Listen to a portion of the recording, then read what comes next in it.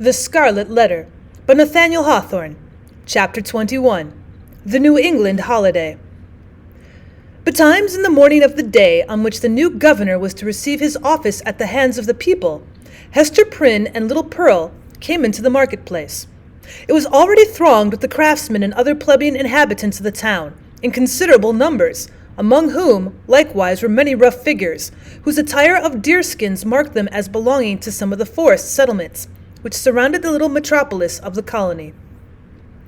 On this public holiday, as in all other occasions for 7 years past, Hester was clad in a garment of coarse grey cloth. Not more by its hue than by some indescribable peculiarity in its fashion, it had the effect of making her fade personally out of sight and outline, while again the Scarlet Letter brought her back from this twilight indistinctness and revealed her under the moral aspect of its own illumination. Her face, so long familiar to the townspeople, showed the marble quietude which they were accustomed to behold there. It was like a mask, or rather like the frozen calmness of a dead woman's features, owing this dreary resemblance to the fact that Hester was actually dead, in respect to any claim of sympathy, and had departed out of the world with which she still seemed to mingle. It might be on this day that there was an expression unseen before, nor indeed vivid enough to be detected now, unless some preternaturally gifted observer should have first read the heart, and have afterwards sought a corresponding development in the countenance and mien. Such a spiritual sneer might have conceived that after sustaining the gaze of the multitude through the several miserable years as a necessity, a penance, and something which it was a stern religion to endure, she now, for one last time more, encountered it freely and voluntarily, in order to convert what had so long been agony into a kind of triumph. Look your last on the Scarlet Letter and its wearer, the people's victim and lifelong bondslave, as they fancied her, might say to them. Yet a little while and she'll be beyond your reach. A few hours longer, and the deep mysterious ocean will quench and hide forever the symbol which ye have caused to burn on her bosom. Nor were it an inconsistency too improbable to be assigned to human nature, should we suppose a feeling of regret in Hester's mind, at the moment when she was about to win her freedom from the pain which had been thus deeply incorporated with her being. Might there not be an irresistible desire to quaff a last long, breathless draught of the cup of wormwood and aloes with which nearly all her years of womanhood had been perpetually flavored? The wine of life, henceforth to be presented to her lips, must indeed be rich, delicious, and exhilarating in its chaste and golden beaker, or else leave an inevitable and weary languor after the lees of bitterness wherewith she had been drugged, as with a cordial of intensest potency. Pearl was decked out with airy gaiety. It would have been impossible to guess that this bright and sunny apparition owed its existence to the shape of gloomy gray, or that a fancy at once so gorgeous and so delicate as must have been requisite to contrive the child's apparel was the same that achieved a task perhaps more difficult, in imparting so distinct a peculiarity to Hester's simple robe. The dress, so proper it was to Pearl, seemed an effluence, or inevitable development and outward manifestation of her character, no more to be separated from her than the many-hued brilliancy from a butterfly's wing, or the painted glory from the leaf of a bright flower. As with these, so with the child. Her garb was all of one idea with her nature. On this eventful day, moreover, there was a certain singular inquietude and excitement in her mood, resembling nothing so much as the shimmer of a diamond that sparkles and flashes with the varied throbbings of the breast on which it's displayed. Children have always a sympathy in the agitations of those connected with them, always especially a sense of any trouble or impending revolution, of whatever kind, in domestic circumstances. And therefore, Pearl, who was the gem of her mother's unquiet bosom, betrayed by the very dance of her spirits the emotions which none could detect in the marble passiveness of Hester's brow. The effervescence made her flit with a bird-like movement, rather than walk by her mother's side. She broke continually into shouts of a wild, inarticulate, and sometimes piercing music. When they reached the marketplace, she became still more restless, on perceiving the stir and bustle that enlivened the spot. For it was usually more like the broad and lonesome green before a village meeting-house than the center of a town's business. "Why, what is this, mother?" cried she.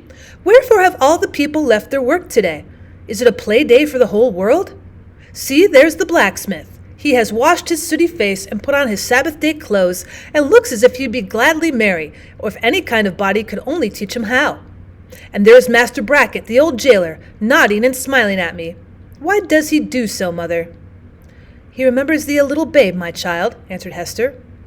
"He should not nod and smile at me for all that, the black, grim, ugly-eyed old man," said Pearl. "He may nod at thee if he will, for art thou clad in grey and wearest a scarlet letter. But see, mother, how many faces of strange people, and Indians among them and sailors. What have they all come to do here in the marketplace?" "They wait to see the procession pass," said Hester, "for the governor and the magistrates are to go by, and the ministers, and all the great people and good people, with the music and the soldiers marching before them." "And will the minister be there?" asked Pearl. "And will he hold out both his hands to me, as when thou ledst me to him from the brookside?" "He will be there, child," answered the mother, "but he will not greet thee today, nor thou must greet him." "What strange, sad man is he?" said the child, as if speaking partly to herself. "In the dark night time he calls us to him, and holds thy hand in mine, as when we stood with him on the scaffold yonder. And in the deep forest, where only the old trees can hear, and the strip of sky see it, he talks with thee, sitting on a heap of moss. And he kisses my forehead too, so that the little brook would hardly wash it off. But here in the sunny day, and among all the people, he knows us not, nor must we know him. A strange, sad man is he, with his hand always over his heart." "Be quiet, Pearl. Thou understandest not these things," said her mother. "Think not now of the minister, but look about thee and see how cheery is everybody's face today. The children have come from their schools, and the grown people from their workshops and their fields, on purpose to be happy. For today a new man is beginning to rule over them. And so, as has been the custom of mankind ever since a nation was first gathered, they make merry and rejoice, as if a good and golden year were at length to pass over the poor old world." It was as Hester said, in regard to the unwonted jollity that brightened the faces of the people. Into this festal season of the year, it was as it already was and continued to be during the greater part of 2 centuries, the Puritans compressed whatever mirth and public joy they deemed allowable to human infirmity, thereby so far dispelling the customary cloud, that for the space of a single holiday they appeared scarcely more grave than most other communities at a period of general affliction. But we perhaps exaggerate the grey or sable tinge which undoubtedly characterized the mood and manners of the age. The persons now in the marketplace of Boston had not been born to an inheritance of Puritanic gloom. They were native Englishmen, whose fathers had lived in the sunny richness of the Elizabethan epoch, a time when the life of England, viewed as one great mass, would appear to have been as stately, magnificent, and joyous as the world has ever witnessed. Had they followed their hereditary taste, the New England settlers would have illustrated all events of public importance by bonfires, banquets, pageantries, and processions. Nor would it have been impracticable, in the observance of majestic ceremonies, to combine mirthful recreation with solemnity, and give, as it were, a grotesque and brilliant embroidery to the great robe of state, which a nation at such festivals puts on. There was some shadow of an attempt of this kind in the mode of celebrating the day on which the political year of the colony commenced.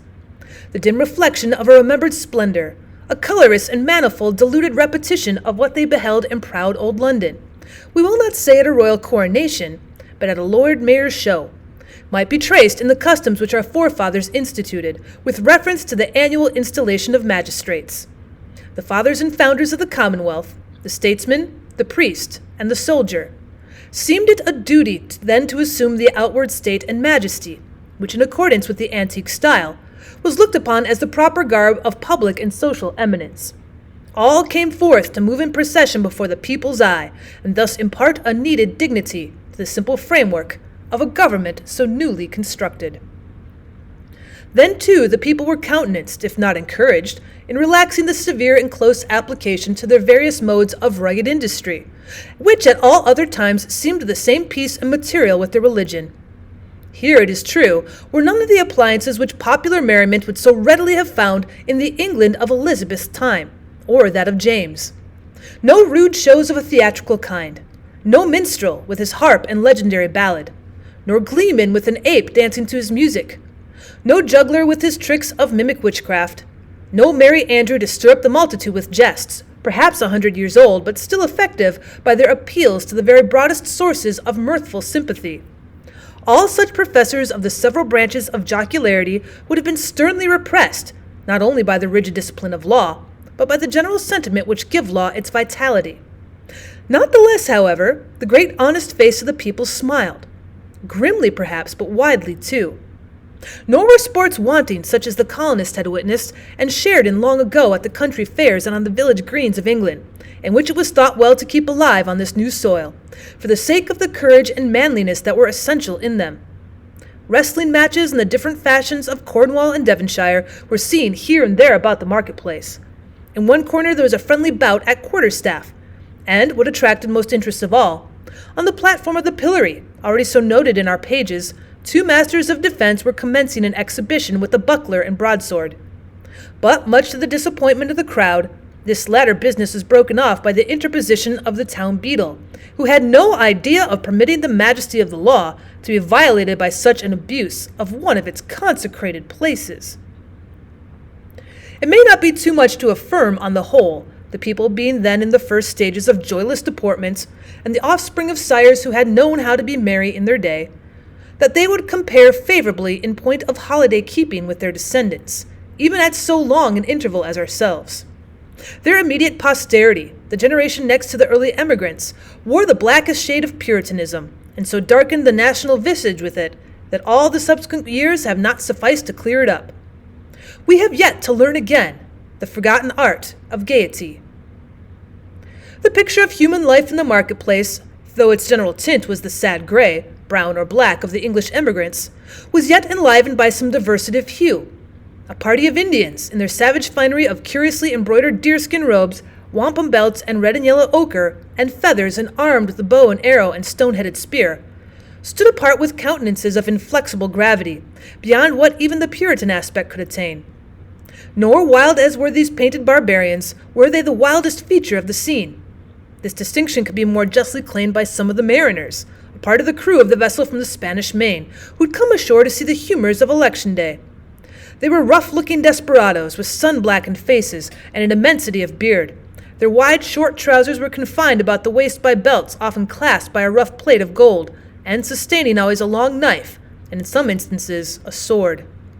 From beneath their broad-brimmed hats of palm leaf gleamed eyes which even in good nature and merriment had a kind of animal ferocity.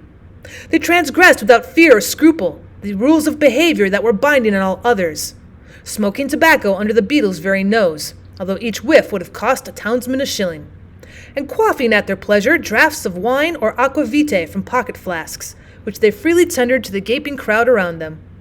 It remarkably characterized the incomplete morality of the age, rigid, as we call it, that a license was allowed to the seafaring class, not merely for their freaks on shore, but far more desperate needs on their proper element. The sailor of that day would go near to be arraigned as a pirate in our own. There could be little doubt, for instance, that this very ship's crew, though no unfavorable specimens of the nautical brotherhood, had been guilty, as we should phrase it, of depredations on the Spanish commerce, such as would have periled all their necks in a modern court of justice. But the sea in those old times heaved, swelled, and foamed very much at its own will, or subject only to the tempestuous wind, with hardly an attempt at regulation by human law. The buccaneer on the wave might relinquish his calling and become at once, if he chose, a man of probity and piety on land. Nor even in the full career of his reckless life was he regarded as a personage with whom it was disreputable to traffic or casually associate. Thus the Puritan elders in their black cloaks, starched bands, and steeple-ground hats smiled not unbenignantly at the clamor and rude deportment of these jolly seafaring men. And it excited neither surprise nor animadversion when so reputable a citizen as old Roger Chillingworth the physician was seen to enter the marketplace in close and familiar talk with the commander of the questionable vessel. The latter was by far the most showy and gallant figure so far as apparel went, anywhere to be seen among the multitude.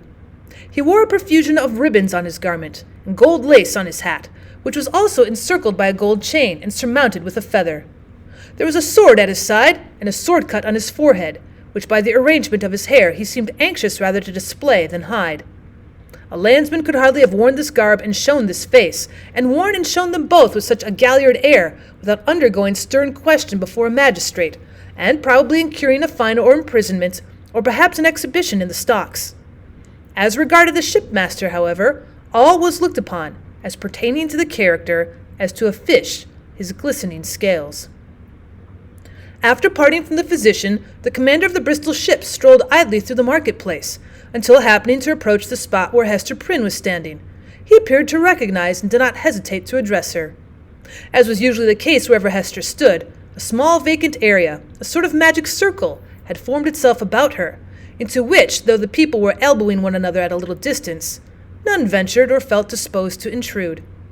It was a forcible type of the moral solitude in which the Scarlet Letter enveloped its fated wearer, partly by her own reserve, and partly by the instinctive, though no longer so unkindly, withdrawal of her fellow creatures. Now, if never before, it answered a good purpose by enabling Hester and the seaman to speak together without risk of being overheard. And so changed was Hester Prynne's repute before the public, that the matron in town, most eminent for rigid morality, could not have held such intercourse with less result of scandal than herself. "So, mistress," said the mariner, "I must bid the steward make ready one more berth than you bargained for. No fear of scurvy or ship fever on this voyage. What with the ship's surgeon and this other doctor, our only danger will be from drug or pill. More by token as there's a lot of apothecary's stuff aboard which I traded for with a Spanish vessel." "What mean you?" inquired Hester, startled more than she permitted appear. "Have you another passenger?" "Why, know you not," cried the shipmaster, "that this physician here, Chillingworth he calls himself, is minded to try my cabin fare with you? Aye, you must have known it, for he tells me he's of your party, and a close friend of the gentleman you spoke of, he that is in peril from these sour old Puritan rulers." "Well, they know each other well indeed," replied Hester, with a mien of calmness, though in the utmost consternation. "They have long dwelt together." Nothing further passed between the mariner and Hester Prynne, but at that instant she beheld old Roger Chillingworth himself, standing in the remotest corner of the marketplace, and smiling on her, a smile which across the wide and bustling square and through all the talk and laughter and various thoughts, moods, and interests of the crowd conveyed secret and fearful meaning.